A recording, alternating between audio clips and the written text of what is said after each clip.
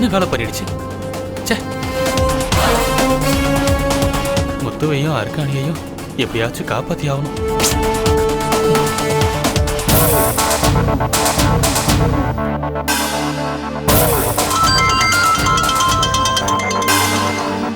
என்னப்பா பொண்ணு ரங்கம், போனை எடு. ஹலோ மருமகனே, எங்க வந்துகிட்டு இருக்கீங்க? ரோட்ல தான் வந்துட்டு இருக்கேன். ஓ, ரோட்ல வரீங்களா? சரி சரி சரி. டிஃபன் சாப்பிட்டீங்களா? உங்களுக்கும் சேர்த்து வாங்கிட்டு வந்துட்டு இருக்கேன் மாமியாரே. என்ன நக்கலா? உங்களுக்கு இன்னும் அந்த சோழவந்தா குசும்பு போகல மாமியாரே? அது என் ரத்தத்துல ஊறுனது. அப்ப அடங்க மாட்டேன்னு சொல்றீங்க. அது சரி. ஆமா, என் பேத்திங்க சுபஸ்ரீ ஜெயஸ்ரீ எப்படி இருக்காங்க? மாப்பிளே, எனக்கு என் பேத்திங்கள பார்க்கணும் போல இருக்கு. ஏற்கனவே என் பையன் முத்து, அருக்காணி எல்லாரையும் பார்த்துட்டேன். இப்ப உங்களையும் பார்த்துருவேன். அப்படியே என் 2 பேத்திங்களையும் பாத்துருவேன்னு நினைக்கிறேன். என்ன சொல்ற? என்ன சொல்ற? அவங்க 2 பேரையும் அப்படியே தூக்கிட போறேன். காஞ்சனா, அப்படியெல்லாம் செஞ்சிடாத. அப்படியெல்லாம் செஞ்சிடாதீங்க மாமியாரே. என்ன அடி வயிறெல்லாம் அப்படியே கலங்குதா? அப்ப ஒழுங்கா நான் கேக்குறதுக்கு பதில் சொல்லு. கேளுங்க, சொல்றேன்.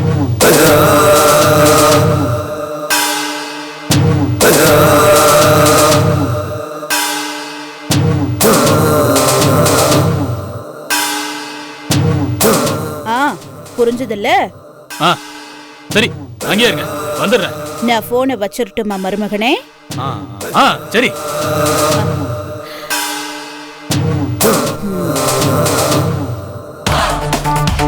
அவங்க சொன்ன இடம் இப்படித்தான் போகணும்.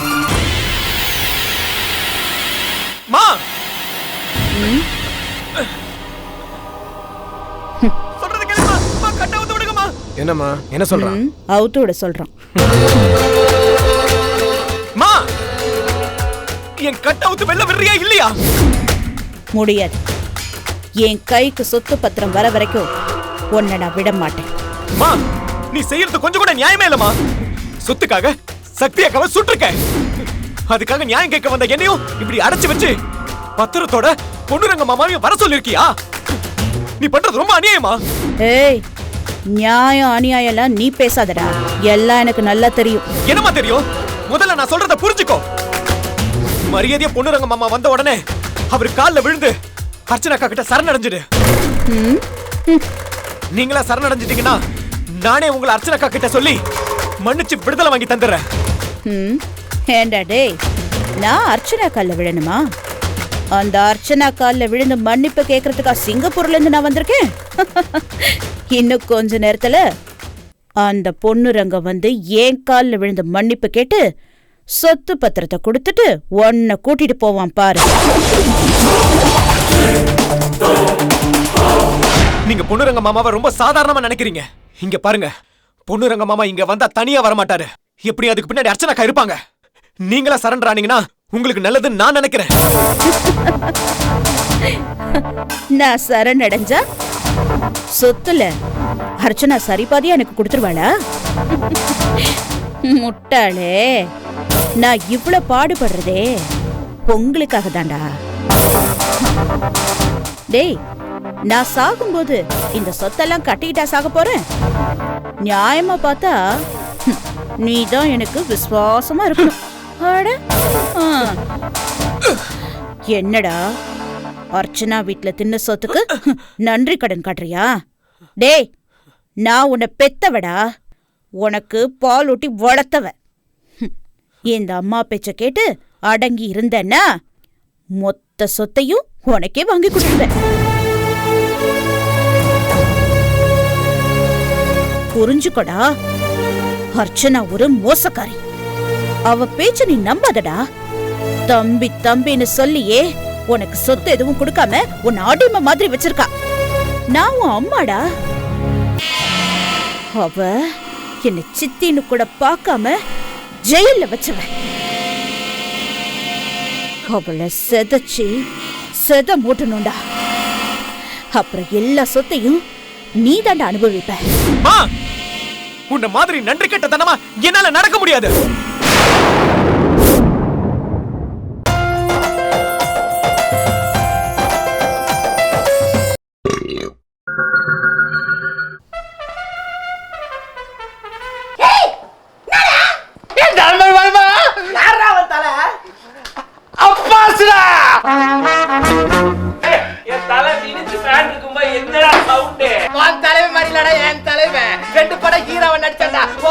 சீரியலுக்கு வந்தா 2 வாரத்துல தூக்குறாங்க. கக்கூஸ் வலம்புறத்துல அடிச்சு கம்பியா பண்ணிட்டவன்டா என் தலைவன். தெரியுமா உனக்கு? யாரு அவரு? எனக்கே அவரை பார்க்கணும் போல இருக்கு.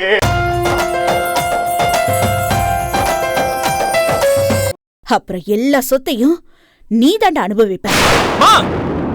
உன்ன மாதிரி நன்றி கெட்டத்தனமா என்னால நடக்க முடியாது. நீ இப்படி அர்ச்சனாக்காவை ஏமாத்தி அநியாயமா வாங்கி கொடுக்கிற சொத்து எனக்கு தேவையில்லை. நீ கொடுத்தாலும் அதை நான் வாங்க மாட்டேன்.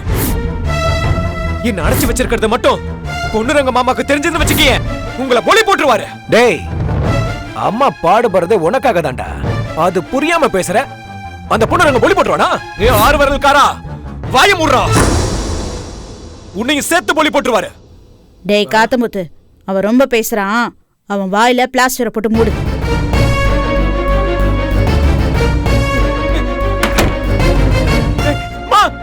சொல்றது கேளுங்கம்மா. அம்மா கட்ட ஊத்து விடுங்கம்மா. அம்மா சொல்றது கேளுங்கம்மா.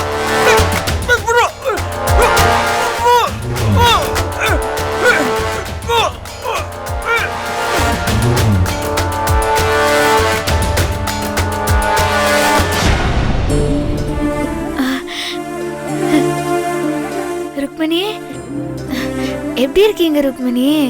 சங்கரி, நீ எப்படி இருக்க? எப்படி பூமிகா, எந்த சூழ்நிலையிலும் உன்னால கவலைப்படாம இவ்வளவு சகஜமா இருக்க முடியுது? கவலைப்பட்டு என்ன ஆக போகுது? நான் என்ன கடைசி வரைக்கும் இங்கேவா இருக்க போறேன்? எப்படியோ வெளியே வந்துருவேன் நம்பிக்கை இருக்கு. உன்னை நான் பாராட்டுறேம்மா. உன் நம்பிக்கைக்கு ஏத்த மாதிரி ஒரு நல்ல தகவலோட வந்திருக்கேன். என்ன தகவல் ருக்மணி? நீ குற்றவாளி இல்லைன்னு நிரூபிச்சு விடுவிக்கிறதுக்கு ஒரு முக்கியமான ஆதாரம் எனக்கு கிடைச்சிருக்கு. அப்படியா? என்ன ஆதாரம்? நீ தள்ளிவிட்ட சூரிய பிரகாஷ பின்னால இருந்து கத்தியால குத்துன அந்த உண்மையான குற்றவாளியை நாங்க கண்டுபிடிச்சிட்டோம். கண்டுபிடிச்சிட்டீங்களா?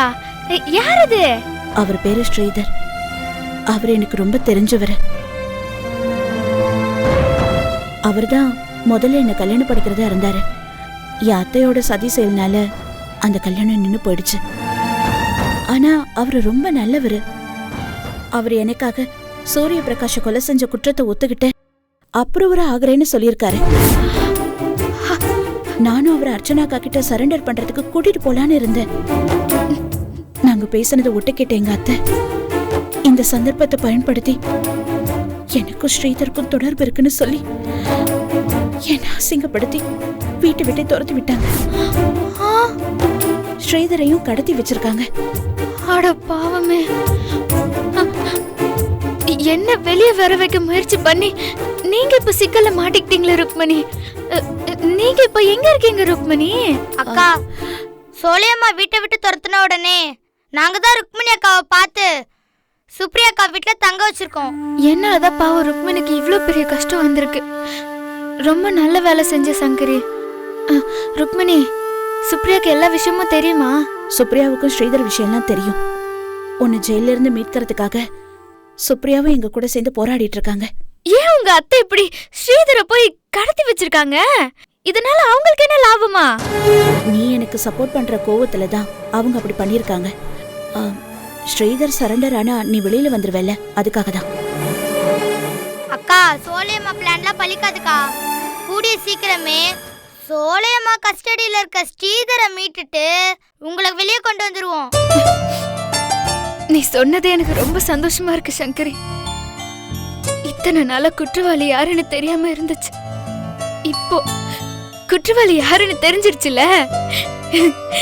இப்பவே நான் விடுதலை ஆன மாதிரி ரொம்ப சந்தோஷமா இருக்கு. எவ்வளவு நாள் அந்த சோலையம்மாவால உண்மையை மறைக்க முடியும்?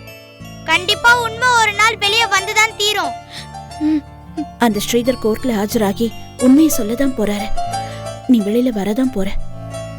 நீ தைரியமா இரு பூமிகா. எனக்கு இப்பவே நம்பிக்கை வந்துருச்சு ருக்மணி. நான் ரொம்ப தைரியமா இருக்கேன். ரொம்ப தேங்க்ஸ். நீங்க போயிட்டு வாங்க. வரோம். வரோம்க்கா. சரி, போயிட்டு வா.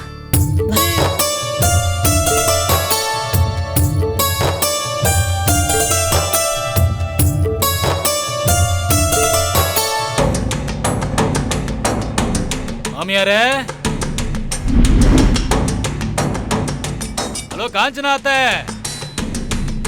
நான் சோழ வந்தா பொண்ணுரங்கம் வந்திருக்கேன். எங்க இருக்கீங்க? வாங்க வெளியில. இப்படி நைஸா பேசிதான் முத்துமையா இருக்கானே காப்பாத்தணும். நான் வந்துட்டேன்னு எங்க மறைஞ்சு ஒளிஞ்சிருக்கீங்களா? அதெல்லாம் பயப்படாம வெளியில வாங்க.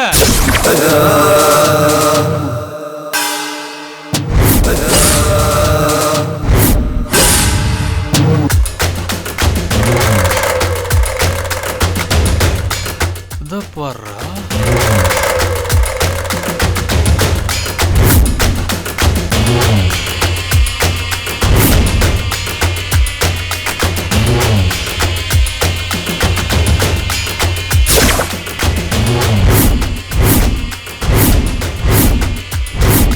என்ன அத்தை, என்ன பத்திரத்தோட வர சொல்லிட்டு பதுங்கிட்டீங்களா? வாடா என் அண்ணன் மகனே, நான் உன்னை பார்த்து பயந்து ஒளியறவில்லடா. ஆணவத்தை அடக்க வந்த அத்தக்காரி. நீ வந்த உடனே உனக்கு என்ன ஆரத்தி எடுக்கணுமா? சொத்து பத்திரத்தை கொண்டு வந்திருக்கியாடா? என்னங்க, நீங்க சொன்ன மாதிரி சொத்து பத்திரத்தை கொண்டு வந்துட்டேன். கொடு.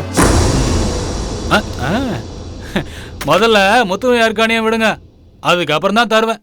முதல்ல நீ அந்த சொத்து பத்திரத்தை டேபிள் மேல வச்சுட்டு நீ தள்ளி நில்லுடா. அத நான் படிச்சு பார்த்துட்டு அவங்கள விடலாமான்னு யோசனை பண்ணி சொல்றேன். அப்படிங்கிறீங்க? அப்படிதான் மருமகனே. சரி.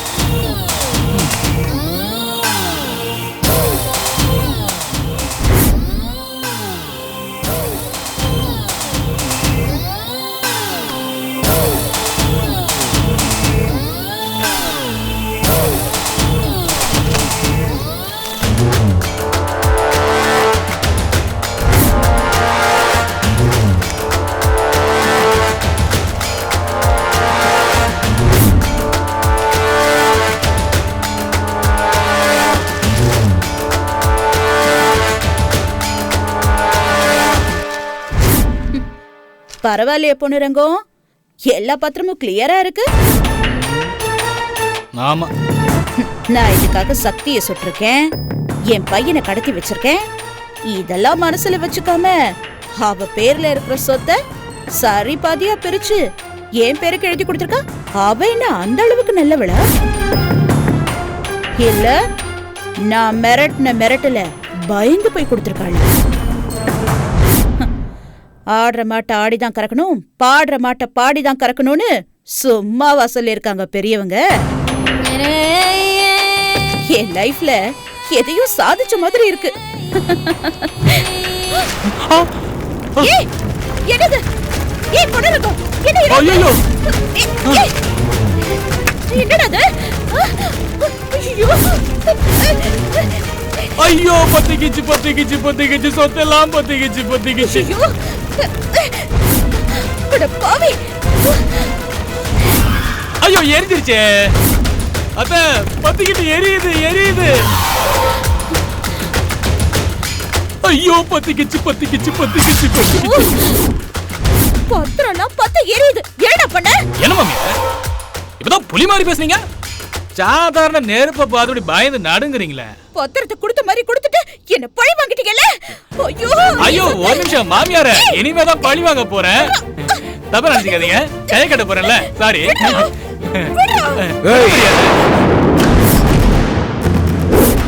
விட்றா.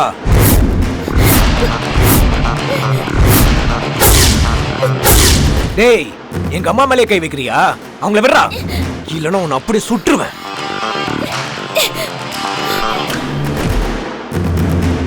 பாத்தியாடா, என் பையன் ஆம்பளை சிங்கம். நீ என்ன கட்டி போடுறியா? ஏய், எங்கடா சொத்து பத்திரம்? அங்க பார், எரிஞ்சு கிடக்குது. என்னம்மா பத்திரம் எரிஞ்சு கிடக்குது? ஆமாடா, பத்திரத்தை கொடுத்த மாதிரி கொடுத்தான். நானும் படிச்சு பார்த்தேன். பத்திரத்தை படிச்சு பார்த்தா என்னமோ தெரியல, பத்திரம் எல்லாம் எரிஞ்சு போச்சு. மா, இவன் பிளான் பண்ணி தான் வந்திருக்கான். அதுல பாஸ்பரஸ் தடவி இருப்பாங்க, அதனாலதான் எரிஞ்சிருக்கு. இப்ப என்னம்மா பண்றது? நம்மள பழி வாங்கின இவனை சும்மா விடக்கூடாதுடா. மா, இவனை சுட்டுட்டாமா? சுட்டுடு.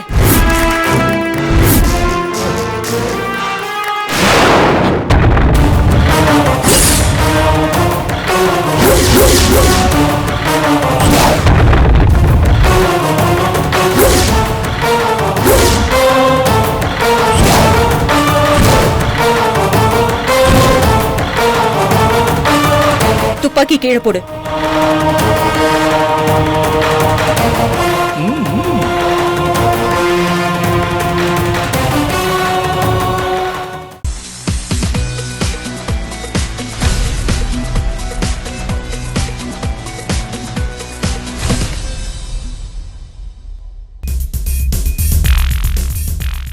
Hello everybody. You have supported me and been with me, appreciated my work, criticized my work on the in the big screen and in the small screen. So I now ask for the same, because I have opened a Facebook page where you can interact with me more. I can post new information to you about my day-to-day happenings, and you can also share your views about me. Be in contact.